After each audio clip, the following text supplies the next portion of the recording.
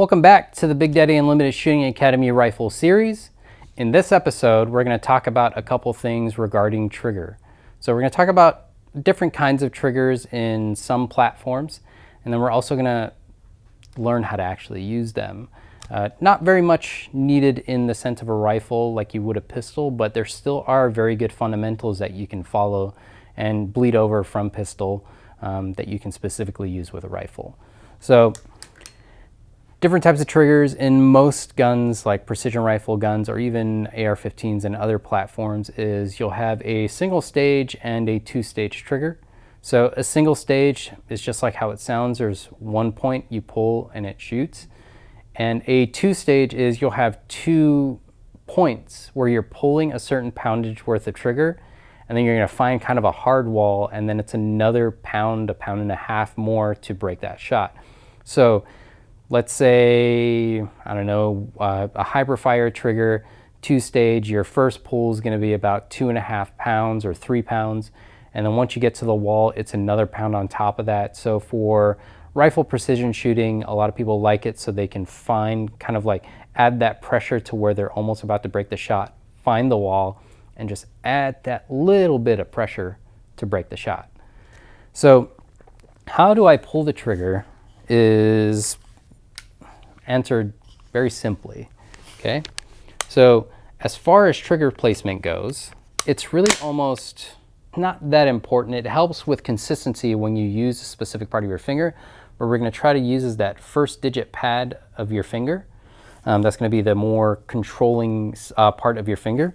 But for accuracy, precision, you could pretty much pull the trigger like this and still hit what you're shooting at. It's just not going to be as consistent or easy.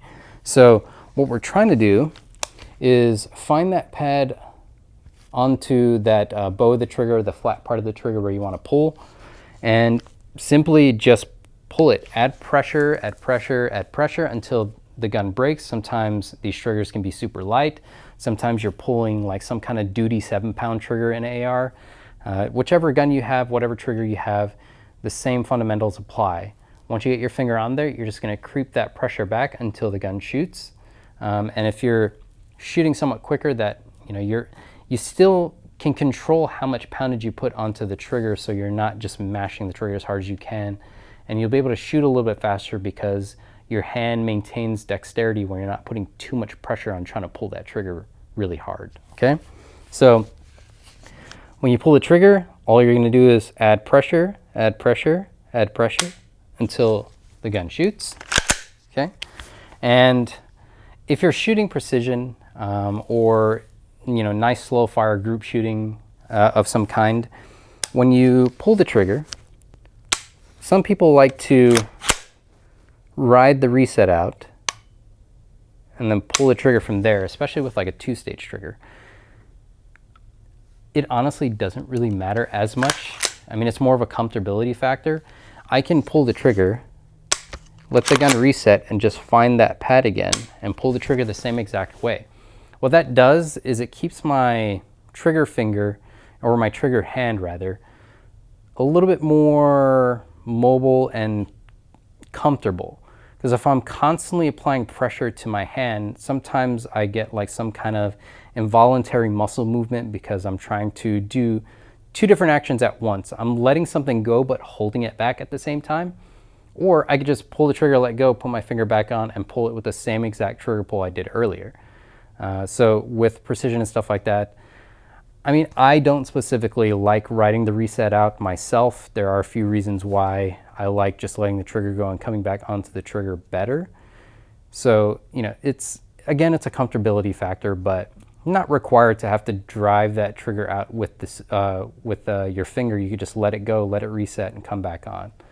In some cases, that might be better for the reset of the trigger because there's not something impeding it on the way. You might get like some kind of like surface notch area where it kind of sticks a little bit. Who knows? So again, just do whatever you feel is comfortable, but try both, see how it works for your type of style of shooting.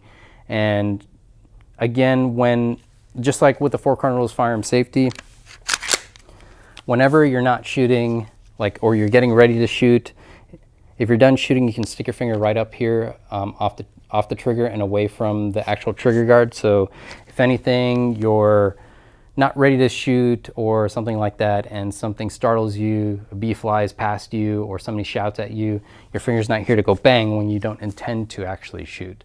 So follow the basic 4-corner rules of firearm safety. Pull that trigger with just enough pressure to break the shot. Reset, you could just let it go and come back on, or you could ride that reset out depending on your style.